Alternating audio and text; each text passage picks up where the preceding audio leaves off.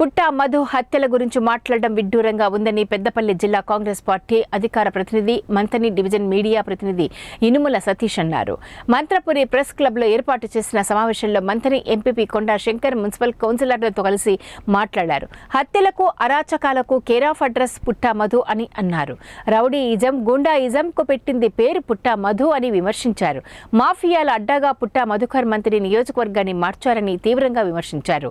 హత్య రాజకీయాలు చేసే పుట్టా మధుకు గన్మెన్లు అవసరమా అంటూ ప్రశ్నించారు. వెన్నుపోటు గోడలు దూకి రాజకీయాలకు పురుడు పోసింది పుట్టా మధు అని ఆరోపించారు.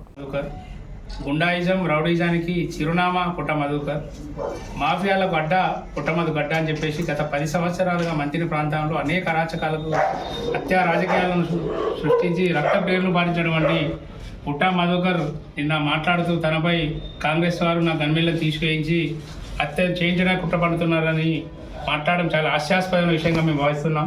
ఎందుకంటే గత 10 సంవత్సరాలుగా అనేక మంది దళితులు బీసీలను అనేక మంది హత్య రాజకీయాల్లో పరోక్షంగా ప్రత్యక్షంగా పాల్పంచుకున్నటువంటి పుట్టా మధుకర్ నిన్న తనగా మాట్లాడడం అనేది చాలా సిగ్గుచేటుగా భావిస్తున్నాం.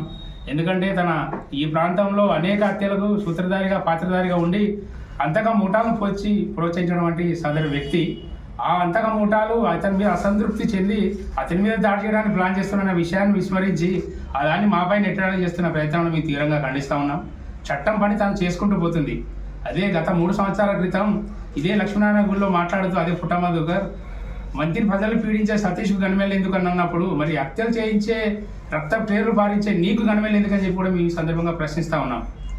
అదేవిధంగా ఈరోజు బీఆర్ఎస్ మీ నాయకుడు మొన్న జనవరి 15 రోజు నాగర్ కర్నూలు జిల్లా పెదకొత్తపల్లి మండలంలో మాట్లాడుతూ అప్పుడు జరిగిన ఒక హత్య కోసం మాట్లాడుతూ మీ ఎప్పుడు 10 ఏళ్లలో ఏనాడు హత్యలకు పాల్పడలేదు, మేము ఎవరి మీద దాడులకు చేయలేదని కూడా చెప్పడానికి కూడా మేము తీవ్రంగా ఖండిస్తున్నాం. ఒకసారి మీ కేటీఆర్ గారు పెద్దపల్లి జిల్లాకు సంబంధించిన గత 10 సంవత్సరాలుగా పోలీసు సంబంధించిన రికార్డులను ప్రశ్నించి చూడండి, ఎంతమంది మీద కాంగ్రెస్ పార్టీ వారి మీద నాయకుల మీద దాడులు చేసిన అన్న విషయాన్ని కూడా